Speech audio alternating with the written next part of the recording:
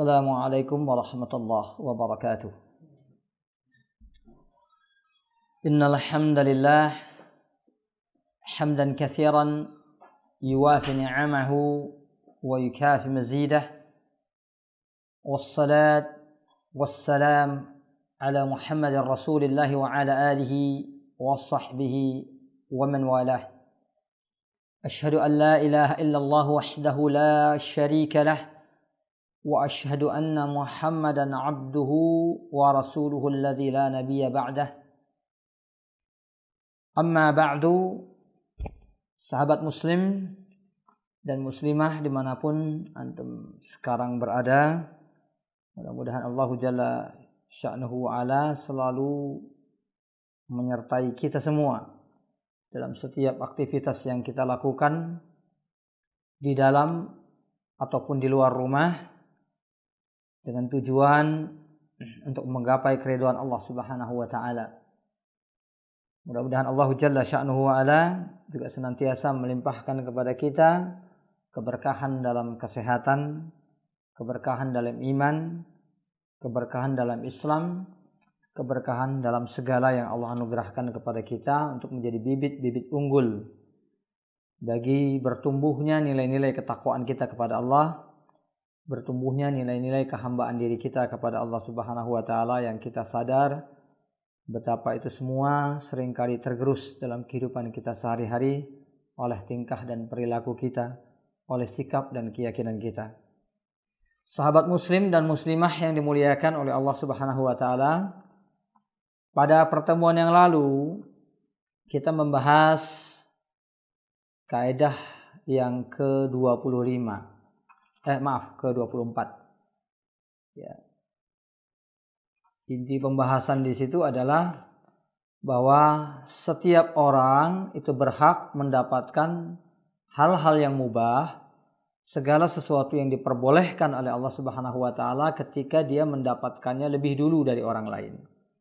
Artinya, idza kana al-amrul mubahu mushtarakan bainan nas, kalau ada perkara yang mubah, suatu hal yang diperbolehkan, yang bisa diambil oleh siapapun, bisa dimiliki oleh siapapun, maka orang yang pertama kali mendapatkannya adalah orang yang berhak untuk memilikinya. Nah, ini sudah dibahas pada pertemuan yang lalu, dasar-dasar penjelasan para ulama terkait dengan persoalan tersebut. Ya, yaitu tentang kepemilikan, terutama sekali yang berkaitan dengan tanah, ya, terutama sekali yang berkaitan dengan tempat, ya, yang disebut oleh para ulama dengan al-ardul maitah, atau lokasi tanah yang dianggap dianggurkan, dibiarkan tanpa dikelola dalam waktu yang lama, tidak memiliki pemilik.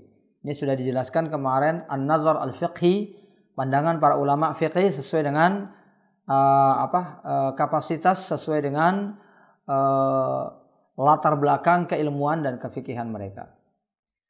Maka satu hal yang selalu kita tegaskan kepada ikhwah sekalian fiddin, kepada sahabat muslim dan muslimah yang dimuliakan oleh Allah Subhanahu wa taala, ketika kita membahas fikih, ini berulang-ulang saya sampaikan, ya, ketika kita membahas persoalan fikih, ya, dalam apa yang kita pahami, dalam mustalah atau istilah yang biasa kita gunakan di dalam talabul ilmi, maka yang dimaksud adalah pengertian fikih menurut ulama-ulama fikih. Ya, bahwa fikih adalah salah satu disiplin ilmu dalam Islam. Di samping ilmu tafsir, ilmu aqidah atau ilmu tauhid, di sana ada ilmu hadis, di sana ada ilmu fikih. Nah, ilmu fikih adalah bagian daripada disiplin ilmu yang dikenal oleh para thalabatul ilmi. Ketika kita menyebut kata fikih, maka pemahaman kita akan tertujukan pada makna tersebut. Ya, yaitu pengertian fikih secara ilmu kefikihan di antara para ulama. Itu berkaitan dengan apa? Dengan mempelajari ilmu-ilmu syariat dengan dalil-dalilnya. Ketika kita bicara fikih, selalu yang kita pahami adalah itu. Padahal sekali lagi saya tegaskan, fikih di dalam Islam itu lebih dari makna itu. Ini tidak boleh hilang dari diri kita. Kita boleh saja ya berjibaku, ya, bekerja keras memahami ilmu fikih sesuai dengan istilahnya. Yaitu ilmu yang mempelajari ilmu-ilmu syariat dengan dalil-dalilnya. Atau menggunakan dalil-dalil yang ada di dalam fikih untuk melihat, ya, konsekuensi hukum tentang berbagai perkara. Silahkan, ya, kita mendalami persoalan tersebut sedalam mungkin. Tapi kita nggak boleh lepas dari pemahaman fikih yang sesungguhnya yang ada di dalam Islam. Bahwa fikih yang diinginkan di dalam Islam lebih luas daripada itu, yaitu yang disabdakan oleh Nabi, man yuridillahu bihi khairan yufaqihu fiddin. Siapapun orang yang Allah inginkan kebaikan pada dirinya, maka dia akan dijadikan orang yang faqih, yang ahli fikih. Nah, ahli fikih di sini mencakup pengetahuan tentang tafsir, pengetahuan tentang hadis, pengetahuan tentang berbagai disiplin Islam. Itu termasuk dalam fikih. Dan fikih di sini bukan hanya sekadar pemahaman seperti yang berkali-kali kita sampaikan, tapi ada makna-makna yang berkeliaran seputar pemahaman, termasuk konsekuensi beramal. Ya, orang nggak dikatakan ahli fikih kalau dia sekedar tahu tapi tidak mengamalkan. Di dalam fikih juga ada, ya, unsur ketakwaan kepada Allah. Ya, seseorang tidak dikatakan faqih kalau dia tidak bertakwa kepada Allah Subhanahu Wa Taala. Karena yang diinginkan oleh Allah kebaikan itu berarti bukan sekedar orang yang pintar gitu. Kalau yang dimaksud dengan fikih di sini adalah fikih dalam pengetahuan syariat, artinya orang yang Allah inginkan kebaikan bagi dirinya, dia akan dijadikan ahli fikih dalam ilmu syariat. Itu pengertiannya kalau ini dimaksudkan seperti tadi. Tapi tidak mungkin demikian, ya. Karena mengenal ilmu syariat bisa dilakukan oleh siapapun, muslim manapun, bahkan non-muslim sekalipun. Ya.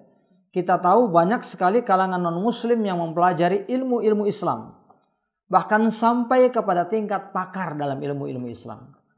Ilmu Islam dipelajari bahkan di perguruan tinggi non-muslim. Ya, di negara-negara barat itu ada sebagian perguruan tinggi yang salah satu di antara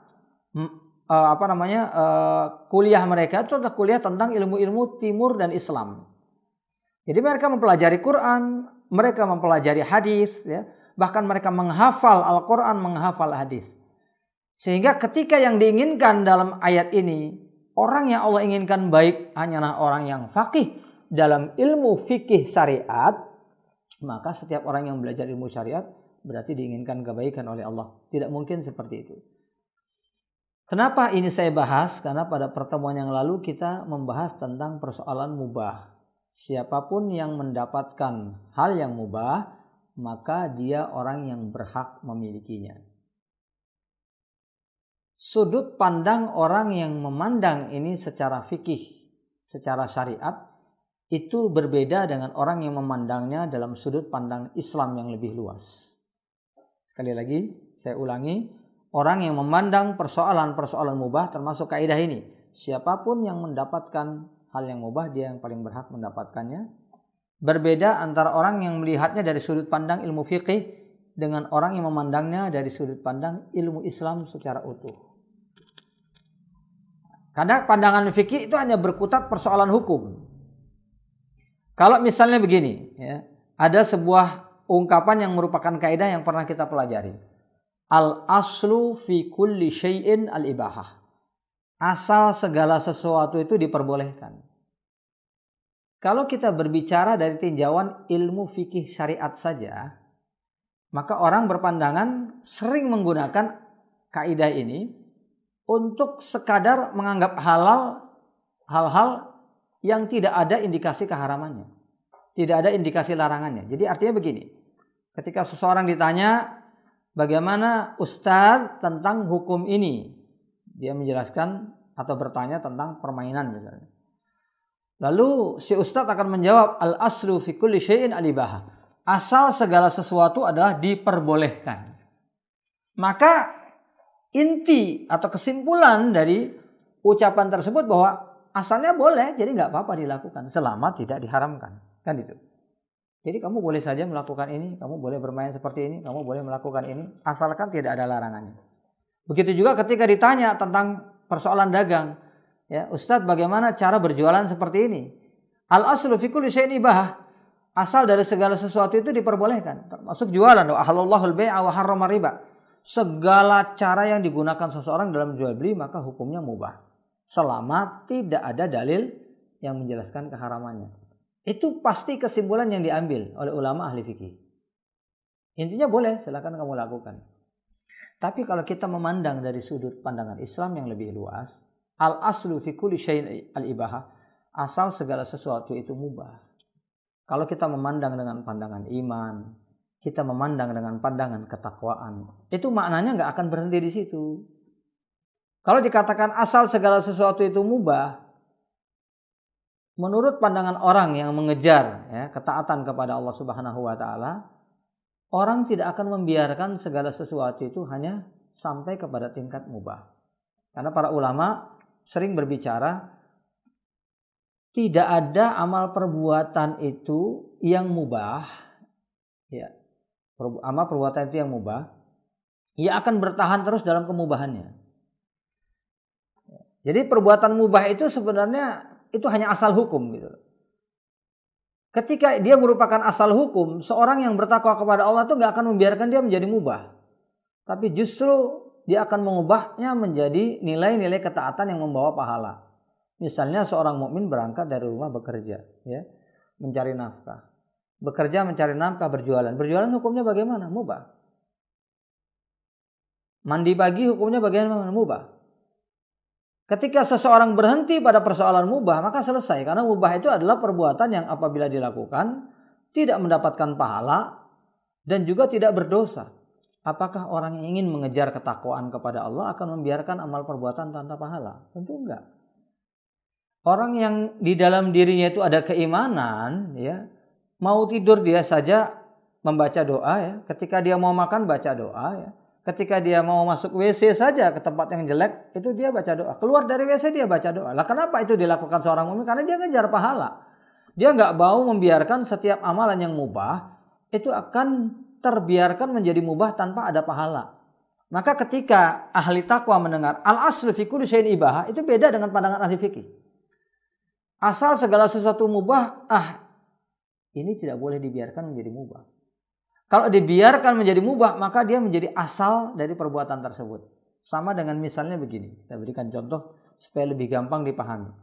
Ya, asal dari kanvas atau kertas itu adalah putih bersih misalnya, tanpa ada sesuatu.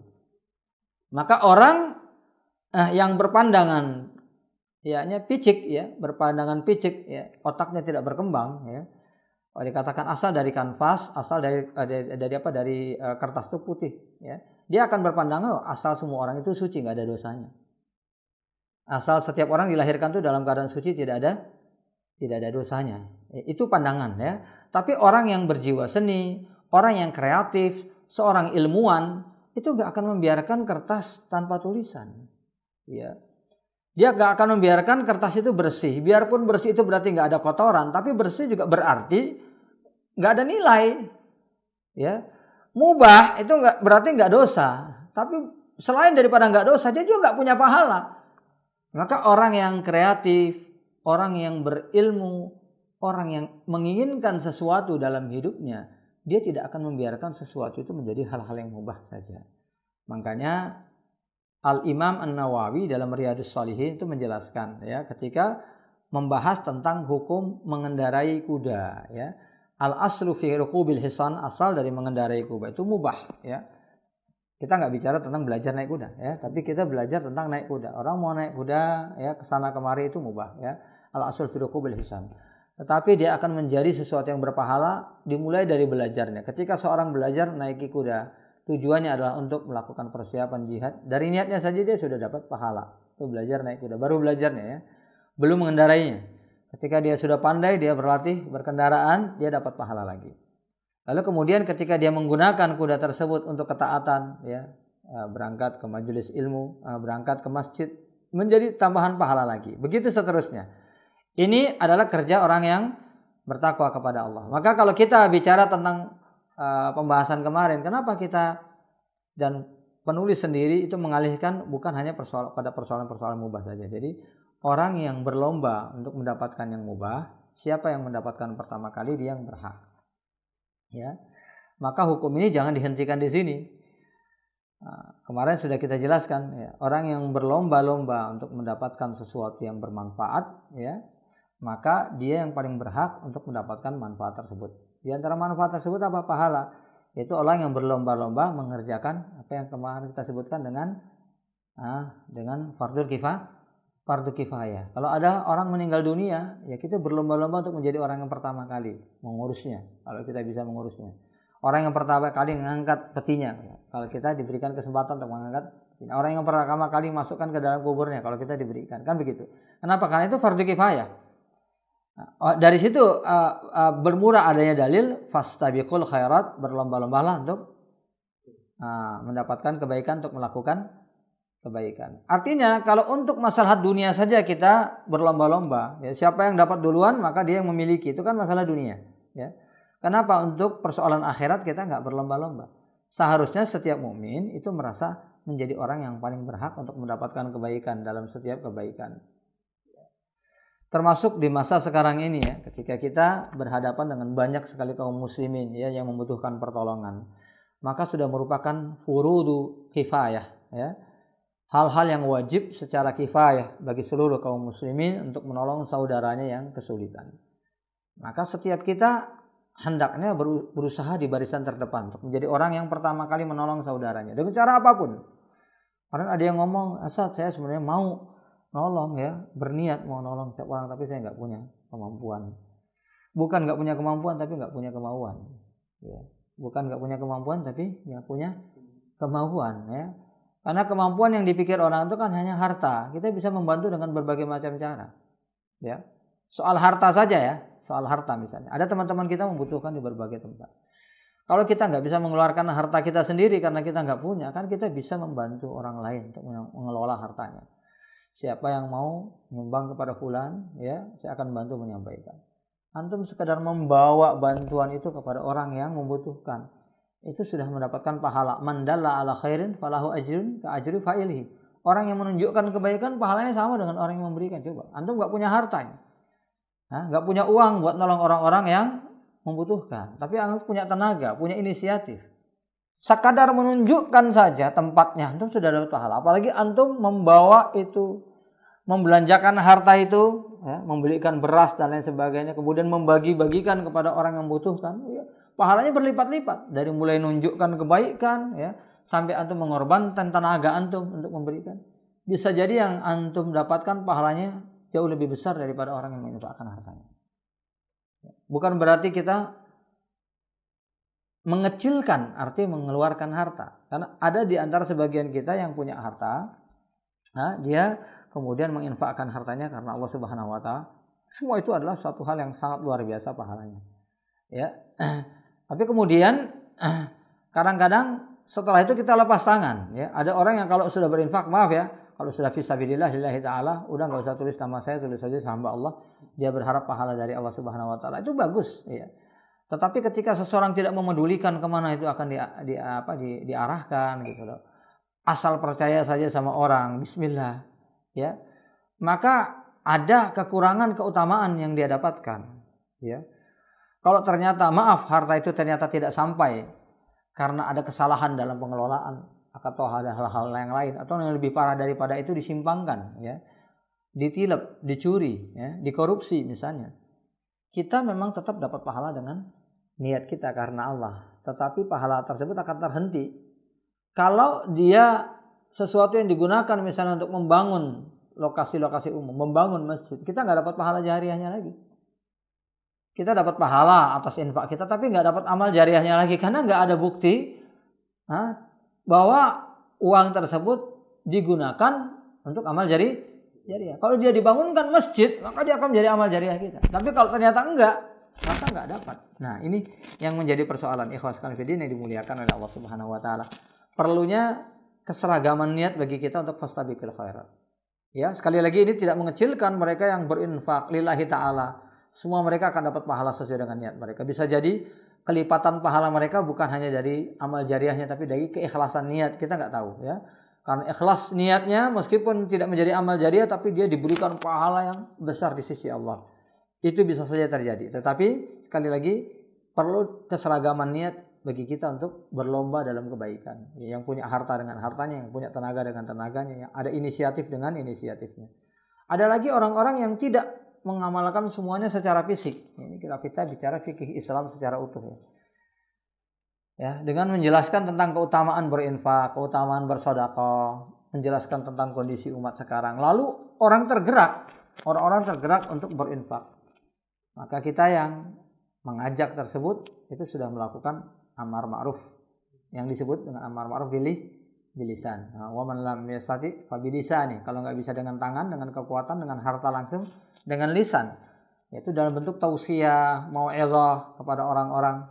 Yang kemudian banyak orang yang berbondong-bondong berinfak fisabilillah, maka orang ini juga insya Allah akan mendapatkan pahala, ya, amal, ya, jariyah dari orang-orang yang melakukannya, ya. Falahu ajrun ka ajri fa'ilihi dan seterusnya. Wallahul muwaffiq.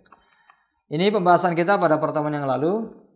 Nah, akan kita bahas di sini ada kaitannya dengan sebagian di antara pembahasan yang lalu, yaitu yang kaitannya dengan orang yang pertama kali mendapatkan sesuatu yang mubah, maka dia yang paling berhak memilikinya. Karena kaidahnya bunyinya begini. Tushra'ul qur'atu idza zuhilal mustahib. Nah, sekarang apabila sesuatu itu tidak diketahui haknya, maka dikatakan di sini tushra'ul qur'ah. Disyariatkan undian. Mengundi bukan undian ya. Kalau undian mungkin maknanya lain ya. Dia syariatkan mengundi. Dia syariatkan mengundi apabila tidak diketahui siapa yang paling berhak. Wa ta'azzarat al-qismah, atau tidak mungkin dibagi-bagikan, ya tidak mungkin dibagi rata. Tidak mungkin dibagi rata. Nah, ikhwas fillah yang dimuliakan oleh Allah Subhanahu wa taala, kemarin kita bilang bahwa orang yang pertama kali mendapatkan sesuatu dia yang paling berhak. Nah, persoalannya adalah kadang-kadang ada hak yang merupakan hak bukan satu orang tapi beberapa orang. Ada orang yang mengklaim dirinya yang pertama kali, ya, mendapatkan tanah tersebut. Dia sudah nanam patok di sana. Tapi ternyata ada orang lain bilang enggak, saya duluan. Itu di sebelah sana patok saya. Lalu dilihat masing-masing patok, enggak bisa diketahui secara jelas ini. Mana di antara patok tersebut yang lebih tua usianya. Ya. Ini nggak usah bicara tentang ilmu geologi, ilmu macam-macam ya. Ya. Kalau orang Arab dulu ada mengenal namanya ilmu qiyafah. Ini cikal bakal ilmu modern sekarang ya. Jadi ada ilmu-ilmu orang Arab, itu yang ilmu masyarakat Arab zaman dulu, itu yang yang menjadi cikal bakal ilmu modern. Bahkan banyak di antaranya yang hingga sampai sekarang belum terpecahkan kode-kode ilmiahnya. Betul. Nah, itu diantaranya ilmu mawaqi'un nujum, ilmu letak-letak bintang yang sekarang berkembang jadi ilmu astronomi. Ya. Mahabitus sahab, ilmu letak-letak awan. Apa sekarang itu? Ilmu apa? Biasanya kalau ada ramalan geofisika ya. Diantaranya geofisika ya. Nah, diantaranya itu ya. Ya, ilmu meteorologi dan geofisika ya. Itu ilmu-ilmu tentang letak-letak awan ya. Itu nanti akan menunjukkan apakah hujan akan segera datang atau macam hal-hal yang lain. Dan ada kode-kode ilmiah yang masih belum terpecahkan karena di antara apa yang didapatkan oleh orang Arab dulu itu masih belum terpecahkan sampai sekarang. Jadi makanya antara astronomi dengan astrologi itu yang kata orang beda-beda tipis. Itu memang di kalangan masyarakat Arab seperti itu.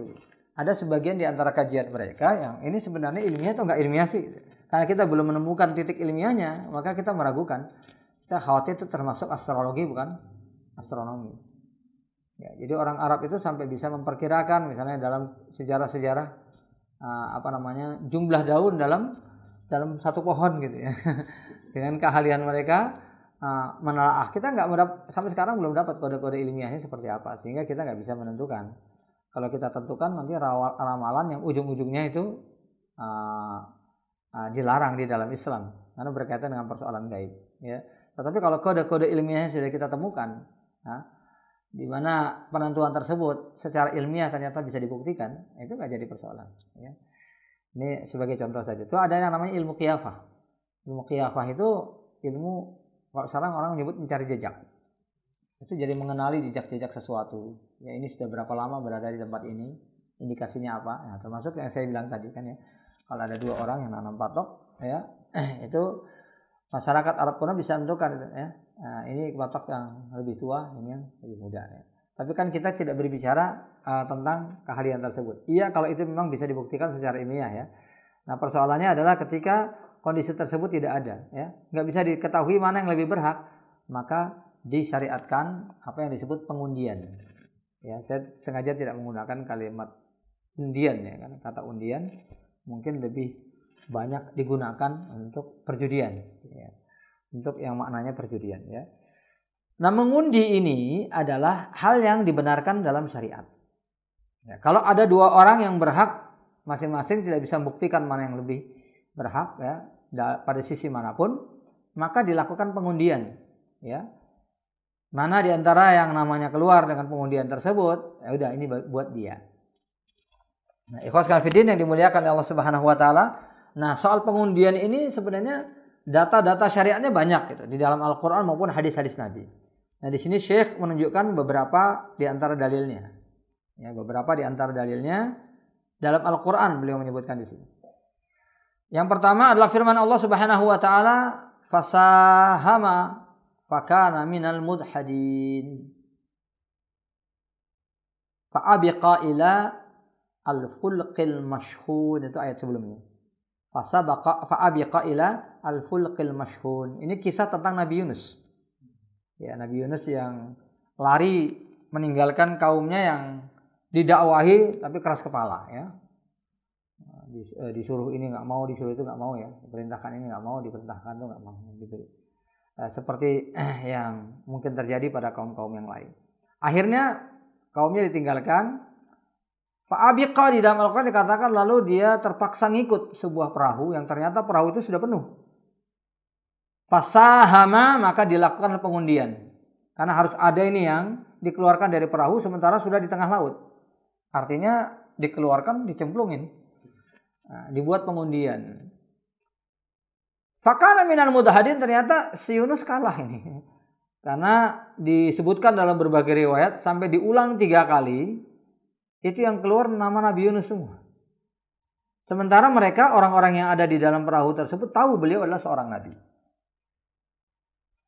Jadi artinya meskipun waktu itu setiap nabi itu diutus kepada kaumnya saja, ini membuktikan bahwa pelebaran informasi itu sudah ada di zaman itu, tidak hanya zaman sekarang saja. Jadi tidak hanya di daerah nabi itu berdakwah saja dia dikenal sebagai nabi, bahkan kadang-kadang di situ dia tidak diterima, ngaku tapi tidak, penerimanya tidak diterima, tapi orang-orang di tempat yang lain tahu kalau dia adalah nabi. Jadi orang-orang yang di perahu itu tahu kalau beliau adalah nabi. Makanya mereka mengulangi kedua kali, keluar nama beliau lagi. Dikeluarkan lagi yang ketiga kali, keluar nama beliau lagi. Ya, jadi karena itu yang terjadi, maka di dalam satu riwayat dikatakan fakhala as-siyab wa alqa bi nafsihi ilal ma. Beliau langsung buka baju dan langsung melemparkan diri beliau ke dalam laut. Orang-orang berteriak dan mengatakan jangan lakukan itu. Ya. Kamu tidak adalah kamu yang masuk ke dalam laut. Tapi beliau langsung nyemplung ke dalam laut. Itu yang terjadi. Nah, bahasan kita di sini adalah tentang sahama, ya, bahwa ternyata pengundian itu sudah ada, gitu, pada zaman nabi-nabi dahulu dan itu sudah berkali-kali terjadi. Pertama adalah pada kejadian Nabi Yunus di sini. Kejadian yang lain adalah pada kisah Maryam binti Imran. Ya, Maryam binti Imran ini bukan Maryam ibu dari Nabi Isa. Ya, jadi jangan nanti ketukar-tukar nama di dalam Al-Quran itu ada Maryam yang dia adalah bintu Imran, itu hidup di zaman Zakaria, Yahya, di anak seorang yang saleh bernama Imran, seorang alim ulama Bani Israel yang bernama Imran. Dan ada lagi satu Maryam, beliau adalah ibunda dari Nabi kita Isa alaihissalam. Ini kisah tentang Maryam binti Imran. Wa qala ta'ala Wa ma kunta ladaihim idh yulquna aqlamahum ayyuhum yakfulu Maryam. Kamu tidak berada di antara mereka ketika mereka saling melemparkan undian dengan qalam mereka. Ini qalam ada yang mengatakan itu adalah pena, ada yang mengatakan itu adalah anak panah. Anak qalam dalam bahasa Arab bisa artinya anak panah. Itu biasa digunakan itu untuk ngundi gitu. Kamu pilih anak mana yang warna apa, kemudian melempar mana yang keluar. Kadang-kadang dimasukkan ke air, mana yang enggak ikut anyut, berarti itu yang terpilih, kira-kira seperti itu. Itu bentuk undian pada masa itu. Nah, ini terjadi di masa Maryam, ya. Jadi awal ayatnya itu sebenarnya begini, ya. Dzalika min amba'il ghaibi nuhihi ilaik. Itulah hal-hal gaib yang kami wahyukan kepada engkau wahai Nabi Muhammad. Nuhi ilaika, kami wahyukan kepada kamu. Wa ma kunta ladaihim, dan kamu tidak bersama mereka. Kamu tidak hidup bersama para nabi tersebut dan orang-orang soleh tersebut ketika mereka melakukan pengundian. Jadi ayat ini sebenarnya di awalnya itu hendak berbicara tentang bahwasanya Nabi Muhammad SAW itu adalah nabi dan rasul yang sesungguhnya. Awal dari ayat tersebut memberikan pembuktian, gitu ya. Dzalika min amba'il ghaibi, itu termasuk perkara gaib yang kami wahyukan kepada kamu. Nabi kan bercerita di sini tentang siapa? Tentang kisah Maryam, ya. Tentang kisah orang-orang terdahulu. Padahal Nabi itu tidak pernah membaca Taurat dan Injil. Tidak pernah membaca Taurat dan Injil, ya. Kita tahu ya bahwa beliau itu adalah ummi. Ya, ummi dalam bahasa Arab itu artinya satu di antara dua. Ya. Ummi yang pertama itu ghairu ahlil kitab. Selain ahli kitab itu ummi semua. Jadi keutamaan ahli kitab itu karena mereka itu membaca kitab dari langit, ya. Jadi makanya selain daripada ahli kitab itu dianggap ummi. Orang yang buta tentang Taurat dan Injil. Buta tentang kitab, bukan buta huruf. Tetapi ada ummi yang berarti juga buta huruf, tidak bisa baca tulis. Nah, Nabi yang mana? Dua-duanya, ya. Beliau ummi, bukan ahlul kitab, dan beliau juga memang tidak bisa baca tulis. Itu dengan bukti hadis-hadis yang lain, la aqra, ya. Iqra ya Muhammad, ma ana biqari. Bacalah ya Muhammad, aku enggak bisa baca, ya. Jadi itu bukti bahwa Nabi memang tidak bisa baca tulis. Nah, ketika dikatakan Nabi itu bukan ahli kitab, Nabi itu tidak bisa baca tulis, berarti beliau tidak punya pengetahuan sama sekali dok tentang umat-umat terdahulu. Kira-kira begitu, ya. Ketika beliau memberikan kabar begitu detail tentang cerita-cerita orang dulu, bagaimana mereka itu melakukan pengundian, ya. Orang Arab saja belum pernah dengar cerita itu, ya. Ketika ditanyakan kepada ahlul kitab, baru mereka mengatakan benar itu adalah kisah nabi-nabi terdahulu. Maka ini bukti bahwa Nabi Muhammad SAW adalah seorang nabi. Dzalika min amba'il ghaib, itu adalah kabar-kabar gaib nuhihi ilaik yang kami wahyukan kepada engkau. Nah, ini salah satu di antara makna ayat tadi. Nah, yang kedua, salah satu di antara makna ayat ini adalah diperbolehkannya al-musahamah atau pengundian. Ya, jadi ayat ini menunjukkan diperbolehkannya pengundian. Pengundian itu diperbolehkan. Jadi salah satu di antara dalil yang digunakan ahli fikih untuk memperbolehkan pengundian. Karena itu pernah dilakukan di zaman Nabi Yunus dan pernah dilakukan di zaman Maryam, yang pada waktu itu Zakaria mengatakan aku yang berhak untuk mengasuh Maryam karena Maryam itu adalah anak dari seseorang, bibi dari Maryam ini adalah istri dari Zakaria rahimahullah alaihi salam, ya. Zakaria alaihi salam. Jadi artinya masih terhitung keponakan lah, ya. Masih terhitung keponakan dari Zakaria. Maka beliau mengatakan saya lebih berhak dong. Tapi Bani Israel pada waktu itu, orang-orang kampung di situ mengatakan kami lebih berhak, ya. Karena dia adalah anak bintu alimina, anak salah seorang ulama di kalangan kami, bukan di kalangan kamu. Ya, Imran ini ulama di kalangan mereka, bukan di kalangan Zakaria. Maka kami yang lebih berhak mengasuh. Akhirnya tidak jelas mana yang lebih berhak ke pengasuhannya, lalu dilakukan pengundian. Ya, sebagian ahli fikih juga mengatakan bahwa ini dalil bahwasanya seorang bibi bisa mengambil hak pengasuhan seorang keponakan kalau nggak ada yang mengasuhnya. Jadi kalau ada orang-orang mendapatkan ini anak nggak ada pengasuhnya, dicari dulu yang paling dekat, ya. Kalau seandainya itu adalah bibinya, meskipun itu bukan bibi kontan, pamannya itu bukan paman kontan, maka dia yang berhak untuk mengasuhnya dibandingkan yang lain. Nah, salah satu hukum fikihnya adalah tentang musahamah, ya. Tentang musahamah. Jadi di dalam Al-Quran sudah disebutkan. Dan Imam Al-Bukhari memasukkan judul, ya, dalam bab itu tentang musahamah, ya, tentang diperbolehkannya musahamah. Kemudian beliau mengutip ayat ini dan mengutip beberapa hadis Nabi. Salah satu di antara hadis Nabi yang beliau kutip adalah hadis yang masyhur dari Nu'man ibnu Bashir, ya. Ada dua hadis yang paling masyhur di kalangan para thalabatul ilmi kalau kita bicara Nu'man bin Bashir, ya. Yang pertama hadis musyubhat, ya. Innal halal bayyin, haram bayyin, ya. Itu hadis Nu'man bin Bashir, ya. Kalau disebutkan hadis Nu'man bin Bashir paling masyhur itu. Dan yang kedua adalah hadis ini, karena ini kaitannya dengan amar ma'ruf nahi munkar, ya. Masalul qa'imi fi hududillah wal waqi'i fiha. Perumpamaan orang yang menegakkan hukum Allah dengan orang yang mengabaikan hukum Allah. Kama sali qaumin istahamu ala safinatin. Perumpamaannya seperti dua kelompok orang yang sama-sama masuk ke sebuah perahu. Yang perahu itu punya dek atas, dek bawah. Fa asaba ba'duhum a'laha wa ba'duhum asfalaha. Sebagian di antara mereka kemudian mendapatkan bagian atas, bagian yang di bawah. Wa kana alladhi fi asfaliha idza istaqau ma'an marru ala man fawqahum, ya. Yang di bagian bawah itu kalau mereka mau ngambil air laut, mereka akan minta izin sama yang di atas. Lau kharaqna min nasibina kharqan, ya. Kami akan ngambil bagian air kami. Kami akan lobangi, ya, lantai perahu ini, ya. Toh kami enggak akan ganggu orang-orang yang di atas, ya. Lau taraku ala ma fa'alu, ya, halaku.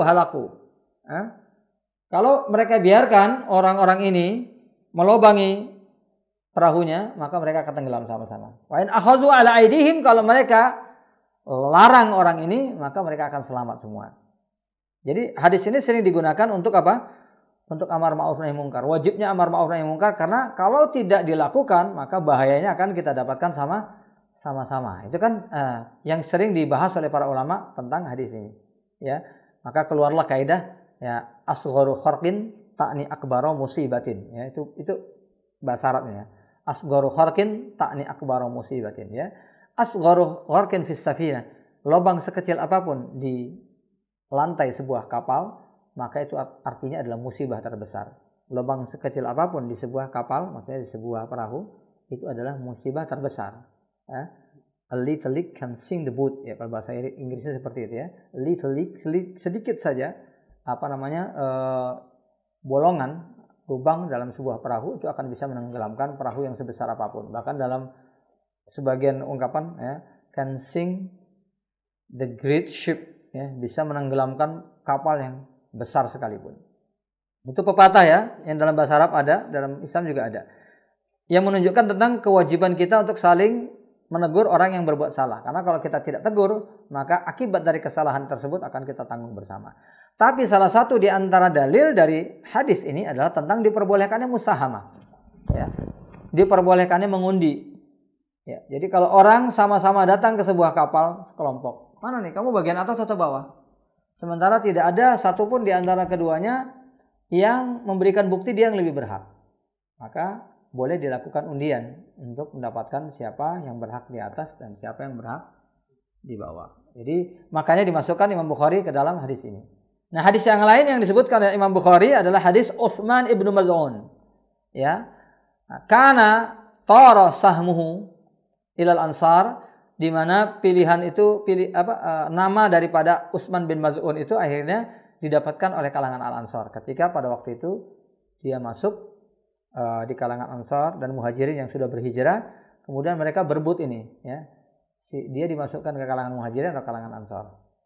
Itu ada sejarahnya kenapa begitu, ya. Karena beliau itu juga berhak dimiliki. Sama seperti Nabi juga. Nabi punya keturunan. Nah, sebagian keturunan beliau itu orang-orang Yaman, ya. Orang-orang Yaman yang tinggal di Ansar. Jadi ibu beliau itu punya hubungan dengan sebagian orang-orang Ansar. Jadi sebagian darah Nabi adalah darah Ansar, sebagian darah Nabi adalah darah Muhajirin. Sama Utsman bin Maz'un seperti itu juga. Jadi orang Ansar bilang, wah ini masih famili jauh kami nih. Dia berhak. Kata orang Muhajirin, enggak, dia di kalangan Muhajirin bersama kami. Akhirnya dilakukan pengundian pada waktu itu. Jadi di zaman Nabi itu dilakukan pengundian, dan kemudian namanya keluar ternyata bersama orang-orang Ansar. Tarasahmuhu ilal Ansar. Ya, akhirnya dia berkumpul bersama orang-orang Ansar, diansarkan pada saat itu. Ya. Jadi ini sejarah sekaligus bukti bahwa musahamah itu boleh, ya. Musahamah yang dimaksud di sini pengundi, ya. Itu diperbolehkan, ya. Di dalam Islam itu diperbolehkan, dan itu adalah bagian daripada syariat Islam. Dalil-dalil lain masih banyak, ya. Di antaranya yang kemarin kita baca tentang apa? Tentang shaf awal, ya. Ya, lau ya'lamun nas ma fi nida'i wa fi shafil awal wa la yajiduna illa ayastahimu lastahamu. Kalau orang-orang tahu tentang keutamaan azan dan shaf pertama dan mereka enggak mendapatkan kecuali dengan mengundi, maka mereka pasti akan melakukan pengundian. Jadi sebenarnya ini hadis menjelaskan tentang keutamaan shaf pertama, keutamaan azan. Tapi di sisi yang lain juga menunjukkan diperbolehkannya musahamah. Jadi sampai ada sebagian ahli fikih berkata, dalam tanda kutip agak nakal sedikit, ya. Jadi kalau kejadian itu benar-benar terjadi gitu loh. Jadi ada orang satu rombongan dengan rombongan lain sama-sama datang, ya. Ke masjid, ya. Kemudian sebagian rombongan, kami yang di shaf pertama, kami, ya. Karena mereka masuk bareng-bareng. Ini benar, ya. Jadi dimisalkan seperti itu. Kan ulama fikih kan sering mengandai-andaikan, ya. Jadi hadis ini kan sebenarnya bicara tentang shaf awal, bukan musahamah. Tapi kan dikatakan di situ, kalau mereka tahu keutamaan, mereka akan musahamah, akan melakukan pengundian. Nah, sekarang benar-benar terjadi nih. Mereka sudah mengetahui keutamaannya. Pasti mereka buru-buru dapat shaf awal dong, ya. Karena kita sebutkan tadi fastabiqul khairat, ya. Kita nggak bicara lagi tentang keutamaannya, kita bicara tentang siapa yang berhak ini, ya. Itu terjadi, maka bisa diberlakukan musahamah, betulan. Jadi yang diandaikan oleh Nabi di situ, seandainya mereka tahu, itu bisa betul-betul terjadi. Karena banyak di antara kita sekarang yang sudah menyadari tentang keutamaan shaf pertama, dan para sahabat sudah melakukan itu, ya. Para ulama ussalaf sudah melakukan itu. Ini sudah menjadi kebiasaan para ulama terdahulu. Ya. Maka dikatakan dari Abdullah bin Al-Mubarak, ya. Jadi beliau itu selama belasan tahun itu menjadi makmum, tidak menjadi imam. Ya, Abdullah Mubarak itu luar biasa, ya. Ahli fikih segala macam. Ya, ahli hikmah, ahli tafsir, ahli jihad, ya. Ulama terkenal, ya. Tetapi beliau selama belasan tahun itu salat sebagai makmum. Ya, beliau mengatakan selama 16 tahun itu dalam satu riwayat disebutkan 16 tahun. Nah, beliau setiap hari salat tidak pernah ketinggalan punggung imam. Nah, artinya beliau selalu berada di shaf pertama. Jadi selama belasan tahun beliau salat, ya, di masjid tersebut sebagai makmum dan tidak pernah ketinggalan punggung imam. Nah, dan ini diriwayatkan bukan hanya dari beliau, ya. Ternyata ulama salaf yang meriwayatkan yang senada dengan itu ada beberapa. Ya, ulama salaf yang meriwayatkan hal yang senada dengan itu ada beberapa. Ini sering menjadi perdebatan, ya. Kita sering kan mendapatkan riwayatnya. Kok sebagian riwayat itu dari Ali, sebagian mengatakan bahkan dari Sa'id bin Musayyib. Ya. Ada yang satu dari sahabat, ada yang satu dari yang benar yang mana? Ternyata setelah diteliti riwayatnya sama-sama benar. Sahih mauqufan, ya, sama sahih maqtu'an. Yang satu secara mauquf benar dari Ali, yang satu benar dari Sa'id bin Al-Musayyib. Lalu bagaimana menentukan itu, ya? Karena sering, ya, para ulama itu meriwayatkan satu ucapan yang mirip dan sama secara estafet, ya. Karena ulama dulu pernah mengucapkan, lalu ulama yang lain mengucapkan. Bisa jadi min babi ta'assur. Dia berta'assur dengan ucapan ulama sebelumnya karena dianggap itu ucapan yang baik, ya. Sama dengan ucapan beliau ini. Demikian juga para ulama kan yang mengatakan saya hafal hadis sekian dan sekian. Itu kan bukan diriwayatkan hanya dari Imam Bukhari saja. Tapi diriwayatkan juga dari beberapa ulama yang mengatakan aku hafal sekian dan sekian. Ya. Jadi menunjukkan mereka itu berta'assur. Ya, jadi ada ulama yang melakukan itu demi memotivasi murid-muridnya. Ulama yang lain melakukan lagi. Maka muncullah beberapa riwayat yang kadang-kadang hampir sama bunyinya. Gitu, ya. Kita kembali kepada pembahasan. Jadi ini tentang musahamah, ya. Itu boleh dilakukan, dan bila itu terjadi maka itu dibenarkan oleh syariat. Nah, musahamah ini juga dilakukan bahkan oleh Nabi sendiri, ya. Di dalam hadis yang diriwayatkan oleh Imam Bukhari dari Aisyah, disebutkan juga oleh Al-Imam An-Nasa'i dalam Ishratun Nisa, ya. Dikatakan oleh Aisyah, Kana Nabi sallallahu alaihi wasallam idza arada safaran, Nabi sallallahu alaihi wasallam kalau ingin bepergian, sahama baina nisa'ih, beliau akan mengundi para istri beliau. Wa man kharaja sahmuha kharajat bih au kharaja biha. Siapa yang namanya keluar, maka dia yang berhak nemani Nabi untuk bepergian. Memang ada beberapa riwayat, ya ada sebagian di antara riwayat menyebutkan Nabi itu selalu memilih mana yang layak untuk menemani beliau dalam bepergian. Ya. Tapi itu tidak berlawanan ya. Itu bisa saja terjadi di satu masa, yang ini di masa yang lain. Tapi yang jelas riwayat ini sahih dalam Bukhari. Ya. Oleh sebab itu ini salah satu di antara hadis yang juga disampaikan oleh Imam Bukhari ketika membahas tentang hukum musahamah, hukum pengundian, bahwa Nabi pernah melakukan itu. Nah, jadi ada satu nilai yang diambil dari hadis ini selain tentang hukum musahamah. Karena para ulama kan berbeda pendapat ini. Ini para istri Nabi dalam kondisi mereka ridho kemudian dimusahamah atau tidak. Pendapat yang paling rajih kalau Abu Hanifah mengatakan mereka itu sebenarnya sudah ridho semua ya. Jadi musahamah itu hanya sebagai sesuatu yang tidak mengubah apapun di antara mereka. Kalau tanpa musahamah pun ya Nabi langsung milih, mereka juga sudah ridha semua. Itu kata Abu Hanifah. Tapi pendapat ini ditolak. Ya, jadi tidak ada musahamah di dalam Islam. Karena tujuan daripada musahamah itu adalah menghilangkan ketidaknyamanan hati, ya, menghilangkan keegoan. Ya. Saya yang lebih berhak, dilakukanlah musahamah gitu loh. Jadi kalau sudah ridho, misalnya ada dua orang yang saling menentukan ini haknya, kemudian masing-masing mengatakan udah kamu saja gitu. Nah, itu tidak perlu musahamah, ya salah satu ngalah selesai. Ya salah satunya sudah dorong-dorongan, udah seperti kayak kalau kita mau bayar makanan yang kita makan sama-sama. Kan biasa kalau traktiran gitu kan. Udah saya aja yang bayar, saya aja gitu ya. Akhirnya yang satu diam, selesai kan? Enggak perlu pengundian. Kenapa? Karena memang masing-masing mau ya. Tapi kalau kamu aja yang bayar, kamu, nah ini yang jadi persoalan ya. Karena masing-masing enggak mau bayar. Masing-masing menganggap temannya itu yang berkewajiban bayar, bukan dia. Maka pada saat itu dilakukan apa? Musahamah, pengundian. Tapi kalau sama-sama mau ya nggak usah. Sampai di berhentinya di mana udah selesai di situ saja. Jadi artinya begini, ketika para ulama mengatakan bahwa para istri Nabi itu seringkali terjadi masing-masing merasa dirinya yang berhak menemani Nabi. Ini menunjukkan bahwasanya bersafar bersama beliau di kalangan istri beliau itu adalah sesuatu yang sangat didambakan oleh masing-masing istri beliau. Kira-kira seperti itu. Jadi nggak ada di antara istri beliau itu yang tidak senang diajak bepergian bersama Nabi. Masing-masing itu senang diajak bepergian. Ya. Jadi ini dalil digunakan oleh para ulama tentang dianjurkannya bepergian itu dengan ditemani istri ya. Kalau istrinya banyak ya salah satu. Ya. Kalau istrinya cuma satu ya sudah istrinya terus yang nemenin dia ya kan itu ya.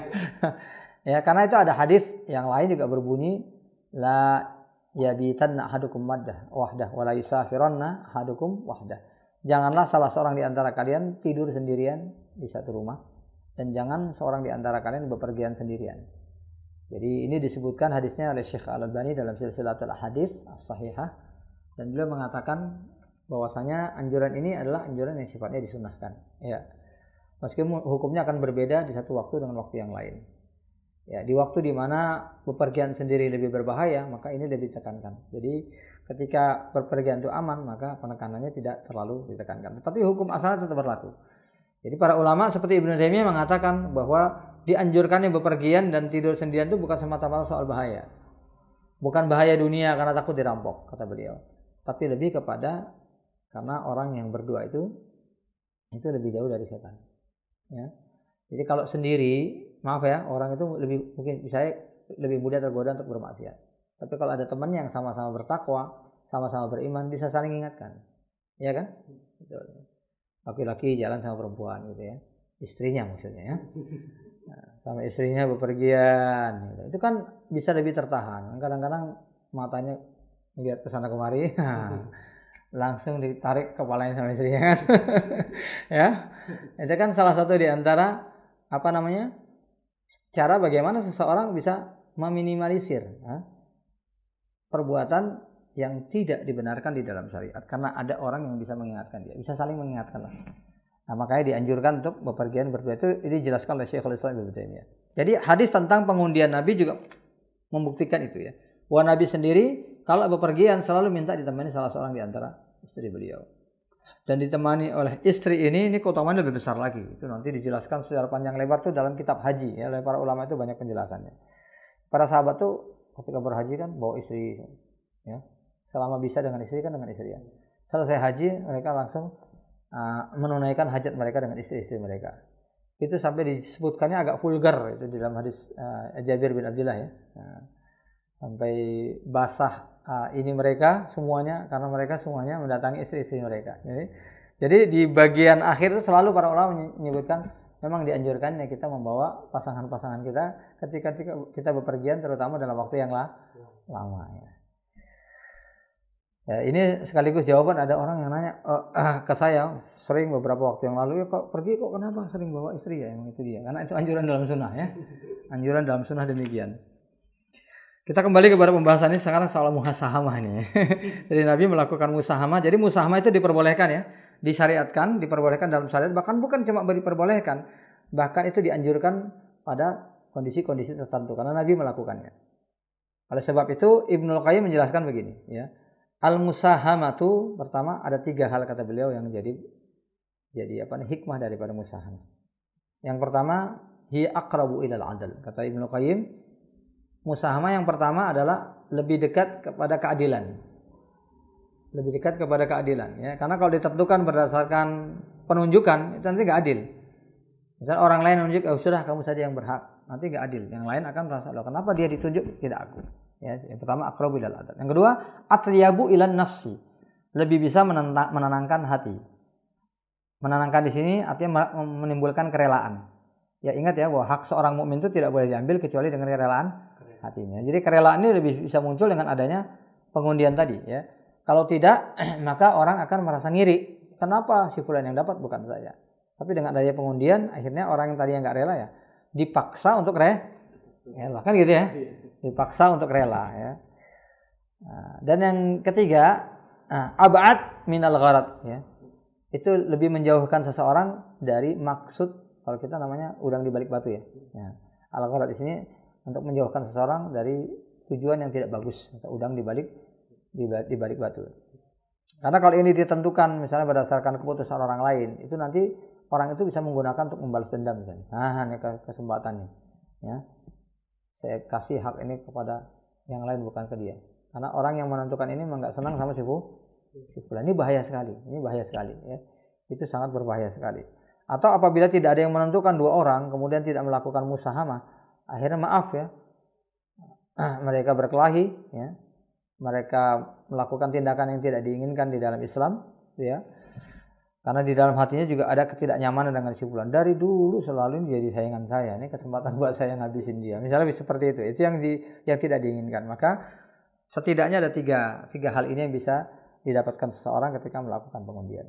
Adapun hukumnya, ya banyak ulama mengatakan seperti Imam Al-Qurtubi mengatakan, ya, kami melihatnya sudah seperti ijma. Ya. Kenapa beliau mengatakan seperti ijma? Karena memang ini sudah menjadi ijma di kalangan para ulama. Tidak ada yang menentang kecuali Abu Hanifah. Yang dikenal, yang diketahui ulama yang menentang itu hanya Abu Hanifah. Kalau mungkin ada, nggak diketahui mungkin, atau sedikit yang mengetahui di antaranya. Jadi karena saking nyaris tidak adanya yang menentang, ya, maka ini sudah menyerupai ijma di kalangan para kaum muslimin. Jadi hanya Abu Hanifah mengatakan musahamah itu sama dengan al-azlam. Al-azlam yang sudah kita bahas yang lalu ya. Kalau orang mau bepergian nih, pergi apa enggak? Kocok pergi. Tapi para ulama mengatakan jelas berbeda ya. Kalau azlam tadi itu menyandarkan sesuatu pada kegaiban ya. Ya, keberuntungannya itu disandarkan pada sesuatu. Kalau keluar kata tidak, enggak usah bepergian. Berarti akan ada bahaya. Kan gitu. Nah, kalau seandainya iya bepergian berarti dia pasti akan selamat. Ini bahaya karena ini adalah masalah akidah. Nah, kalau ini bukan menentukan siapa yang paling berhak, sama sekali tidak ada hubungannya dengan ini ya. Tapi itulah pendapat dari Abu Hanifah ya. Dan tentunya pendapat tersebut bukan dilakukan semata-mata karena hawa nafsu ya. Karena itu sudut pandang beliau karena ketawaduan beliau. Jadi satu hal yang harus dipahami ikhwas fillah. Abu Hanifah itu diberikan taufik dengan kecerdasan dia. Kalau tidak karena Abu Hanifah, bahkan Imam Syafi'i saya tidak lahir. Jadi artinya kemahiran Imam Syafi'i dalam logika itu adalah warisan dari Abu Hanifah. Nah, karena Imam Syafi'i itu menggabungkan antara dua madrasah, ya, dua kelompok berpikir kalangan ulama pada waktu itu. Jadi madrasah ahli ra'i, orang yang banyak menggunakan talaah logika, dengan madrasah ahlul hadis yang banyak menggunakan riwayat.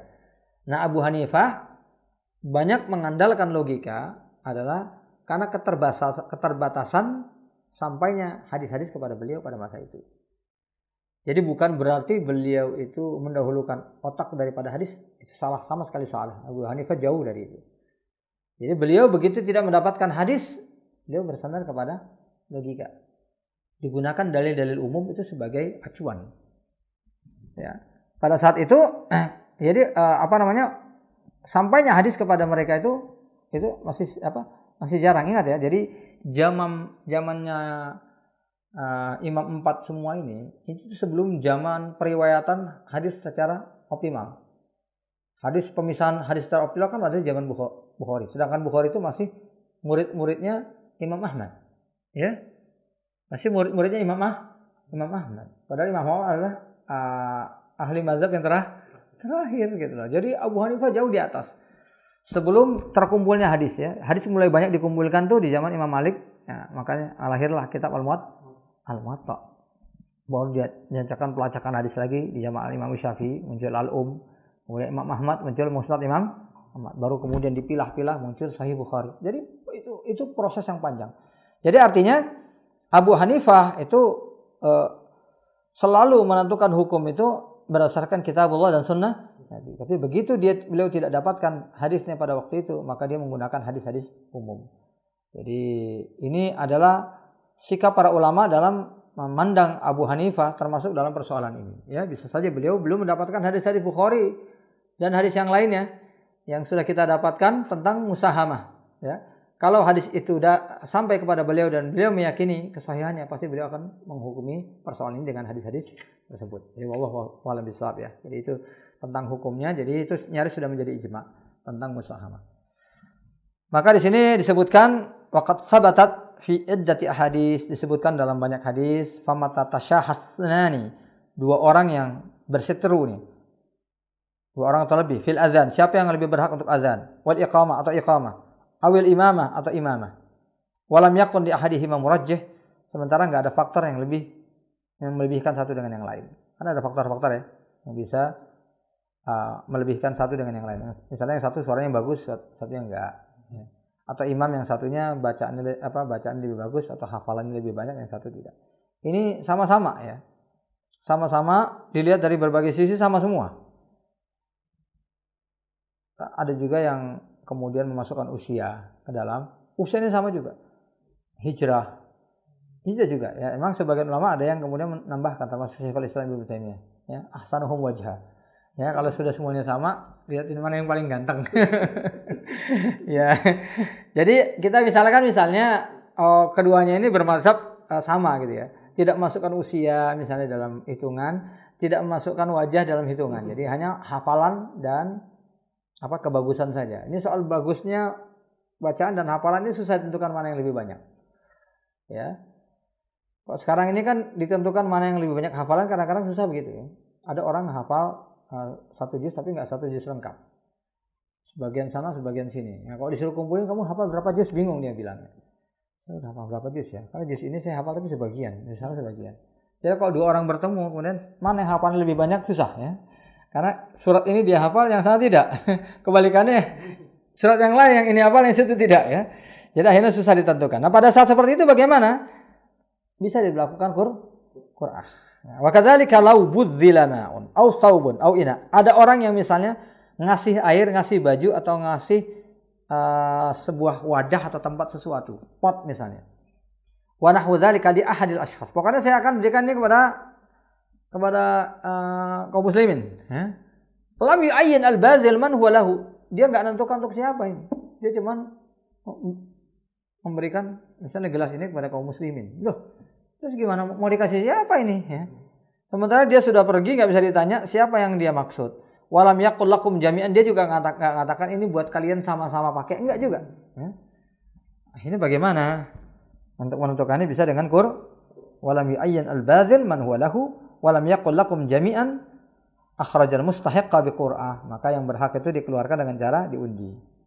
Wa minha, ini contoh-contohnya banyak sekali ya. Taqdim ilal imam. Ya, taqdim ilal imam untuk menentukan siapa yang lebih dulu datang menemui pemimpin misalnya. Padahal yang datang ada banyak orang ya. Itu bisa dengan qur'ah. Au ilal qiblati fil qabr, ya, siapa yang kuburannya itu yang diletakkan di arah kiblat, kan ada beberapa kuburan.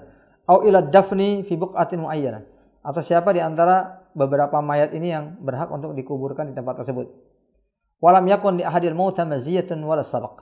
Sementara masing-masing di antara yang meninggal itu tidak ada kelebihan. Ya, tidak ada maziyah, kelebihan wala sabaq, tidak ada keunggulan. Fa innahu yaqra bainahuma ayyuhuma yurajjah, ya.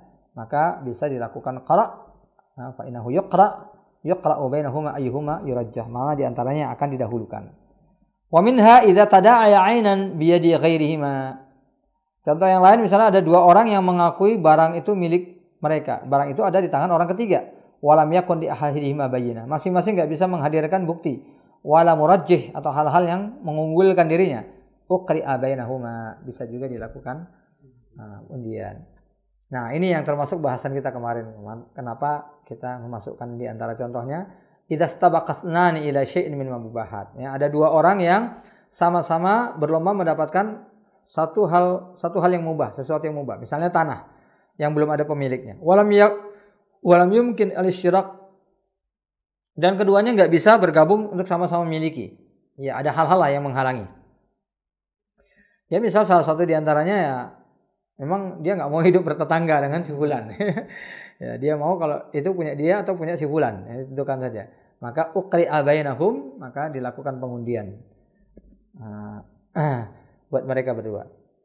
Jadi artinya ma yumkinu fihi ishtirak, apabila pengundian itu bisa tidak dilakukan, maka tidak perlu dilakukan.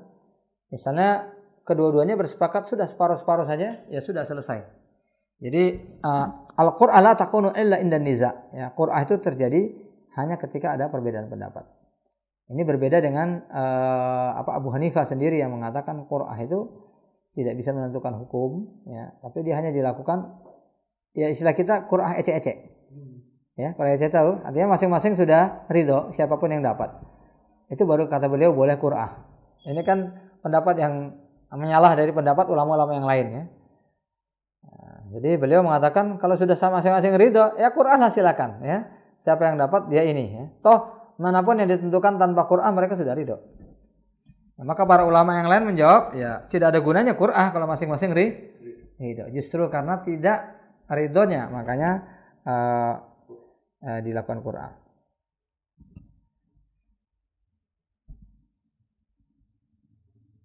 Kemudian wa minha idza mata an zaujat. Wah, ini agak unik ya. Seorang yang meninggal dunia meninggalkan beberapa orang istri. Wa qad talaqa ihdahunna talaqan. Yaqta'ul irs, ya. Salah seorang di antaranya sudah ditalak dan enggak dapat warisan. Talak itu diucapkan tapi baik yang ditalak yang menalak sudah meninggal dunia. Jadi enggak bisa ditanya siapa yang ditalak. Tapi istri yang ditalak itu enggak ada yang siapa dia, karena dia yang talak. Nah, bisa jadi dia mengucapkan talak itu bukan di hadapan istri-istri ini, tapi di hadapan orang lain. Jatuh talak tersebut sudah, tapi itu tidak disampaikan kepada istri kan boleh. Ya. Saya menentukan si fulan saya talak gitu ya, tanpa didengar si istri itu tetap jatuh talak tersebut. Kalau itu dilakukan sesuai dengan ketentuan syariat, ya, tidak dalam keadaan terpaksa dan lain-lain. Maka itu berlaku. Tetapi persoalannya ketika meninggal dunia, istri-istri itu nggak ada yang tahu nih siapa di antara mereka yang sebenarnya ditalak. Wah, ini uyinat bi Qur'an, maka ditentukan dengan Qur'an. Menyedihkan sekali ini ya. Ya. Sangat menyedihkan sekali ya, ditentukan Qur'an, akhirnya yang keluar namanya dia enggak dapat warisan. La haula wala quwata illa billah. Mungkin saya terjadi ya. Jadi justru seperti itu diperlukan penyelesaian secara syariat, ya. Harus ditentukan secara syariat itu dengan Qur'an. Kalau tidak, maka akan susah untuk diselesaikan. Wa minhal auliya al mustahiquna lil wilayah. Al-mutasawun, ya, orang-orang yang mau menguasai ya sesuatu, mereka memiliki kapasitas yang sama. Idza tasawu uqri'a bainahum, maka kalau mereka memiliki kapasitas yang sama dan tidak bisa ditentukan mana yang lebih berhak, dilakukan qur'ah. Wa yata'ayyan minhum man udzinat lahu fi tazwijiha idza kanat idzunha mu'tabar. Di sini wali al-auliya di sini, nah yang dimaksud adalah wali-wali dari anak gadis ya. Jadi orang mau nikahin misalnya anak gadis, masing-masing mau nikahin anak gadisnya. Ini ada laki-laki jadi rebutan kira-kira seperti itu ya. Saya lah yang paling berhak. Enggak, dia lebih dulu datang ke rumah saya kok ya. Gimana ini? Siapa yang harus dikhitbah kemudian dinikahi? Bisa dilakukan qur'ah. Waduh, kalau ada seperti itu luar biasa banget itu ya. Ya. Tapi pernah terjadi ya di salah satu wilayah Jawa itu jadi geger dulu ya. Dia diadakan undian semacam undian kayak penyanyi itu ya. Kayak apa idol ya, jenis kayak gitu ya. Nah, jadi ada seorang yang kaya raya, kemudian dia mau nikahi gadis ya. Ada banyak orang tua yang mau anak dinikahi sama dia. Akhirnya diajukan undian, ternyata yang dapat undian itu anak masih di bawah umur. Nah, akhirnya dinikahkan. Setelah dinikahkan terjadi persoalan ya, di lingkungan hukum karena dia menikah anak yang kecil. Akhirnya setelah diselidiki dan sebagainya, akhirnya yang salah di sini adalah orang tua yang menikahkan anaknya. Ya, jadi bukan yang menikahi, tapi yang menikahkan. Ya, karena dia menyerahkan anak yang di bawah umur. Akhirnya si orang tua ini yang dipenjara. Ya. Saya salah satu di antara orang yang tahu kejadiannya ya. Kejadian itu dulu pernah jadi heboh di tanah air. Ya, jadi heboh tanah air waktu itu heboh di tanah air. Ya, kebetulan saya punya pengajian yang berdekatan dengan lokasi tempatnya. Jadi saya tahu persis kejadian tersebut. Jadi ini salah satu di antara qur'ah ya. Contoh yang kayak disebut di sini. Cuman caranya mungkin ada sedikit persoalan. Tapi sebenarnya cara itu boleh saya dilakukan ketika itu dalam kondisi normal. Artinya tidak melibatkan misalnya anak di bawah umur misalnya, karena peraturan di negara kita yang bisa menimbulkan persoalan ya. Jadi bukan berarti itu tidak diperbolehkan secara Islam, tapi kita juga perlu menimbang ya tentang hukum yang berlaku di satu negara agar kita tidak terlibat dalam persoalan-persoalan yang bisa menimbulkan mudarat bagi masing-masing di antara kita. Termasuk yang disebutkan tadi. Tapi secara hukum sebenarnya boleh-boleh saja. Ya, apa yang dilakukan itu boleh-boleh saja. Dia kaya raya, kemudian banyak orang tua yang mau anaknya dinikahkan dengan dia. Yang kemudian akhirnya dibuat undian. Yang menang dari undian tersebut, itu dia akan dinikahkan dengan si fulan. Boleh-boleh saja. Wa minha idza talaqa mubhamatan min nisa'i wa lam yanwi muayyanatan kharij biqaul. Demikian juga ketika seseorang itu menalak salah seorang istrinya tapi belum ditentukan. Dia masih hidup nih ya, tapi tidak ditentukan. Pokoknya salah satu di antara kalian saya cerai. Ya, ini siapa ini? Ya. Saya enggak mau menentukan ya. Saya sayang kalian semua. Wah, sayang tapi harus diceraikan. Iya, ini karena kondisi terpaksa. Ini posisi saya kayak posisi perahu Nabi Yunus ini. Jadi salah satu di antara kalian harus diceraikan ya. Waduh, tapi dia nggak mau menentukan. Bisa nggak terjadi? Suatu saat bisa saja ya. Wa mithluha law a'taqa 'abdan min abidihi ya.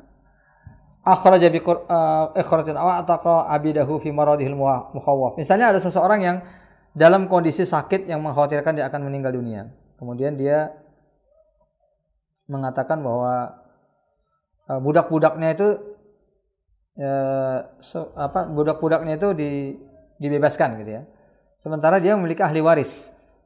Nah, sementara yang akan diwariskan yang dominan atau bahkan seluruh hartanya itu adalah budak-budak itu misalnya.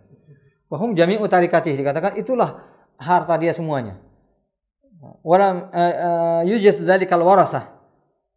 Sementara ahli warisnya enggak rela dong kalau semua budaknya dibebaskan ya. Nah, maka ukhrija sulusuhum biqur'ah. Maka yang diperbolehkan dalam Islam itu wasiat itu kan hanya sepertiga kan itu ya. Jadi akhirnya makanya sepertiganya diundi, siapa di antara sepertiga yang keluar namanya itu dibebaskan. Ya. Setelah dibebaskan, waruqal akharun yang sisanya tetap menjadi budak, wasaru tirkatan wa kullu ma asbaha hadhihi masalih fa tariqah ya. Jadi ini bisa dikiaskan dengan persoalan-persoalan yang lain ya. Jadi kejadian seperti tadi itu bisa berlaku ya. Jadi sepertiganya dibebaskan, sisanya itu yang dijadikan sebagai harta warisan. bagi mereka semua. Nah, ini bisa dikiaskan dengan persoalan-persoalan yang lain. Jadi itu saja mungkin yang kita bahas ya. Di sini katakan amma idza ulima ishtiraquhum fil ayan, kalau sudah diketahui bahwa mereka itu bersekutu dalam memiliki sesuatu, jadi tidak bisa dipilah-pilah biduyun, masing-masing berhak atas piutang tertentu, wa aradu ay yaqtari'u ala man kharaja lahul qur'ah, tapi kemudian diadakan qur'ah. Ini kan milik kita semua nih, ya, kita qur'ah yang keluar namanya, dia akan memiliki semuanya. Maka ini jelas judi. Nah, maka dikatakan fal mal lahu min ainin aw dainin fahiya min masail maisir al muharramah bin nasi wal ijma'. Itu termasuk judi, ya. Ya, orang memiliki tanah secara bersama nih, ya, semuanya. Harta bersama, beli tanah itu. Ya. Kemudian setelah itu dilakukan undian yang keluar namanya memiliki semuanya. Itu jelas judi, ya. Ya. Karena masing-masing berhak itu secara syariat. Ya, berhak secara syariat, lalu dihilangkan haknya dengan melakukan undian. Maka ini bukan pengundian, inilah yang disebut dengan undian yang diharapkan, ya. Ya, yang diharamkan di dalam Islam, yang tidak diperbolehkan di dalam Islam. Jadi itulah perbedaan antara undian yang merupakan judi dengan yang tidak judi. Jadi itu saja ikhwas fillah yang dapat saya sampaikan pada pertemuan pagi hari ini, mudah-mudahan bermanfaat. Wassalamualaikum warahmatullahi wabarakatuh.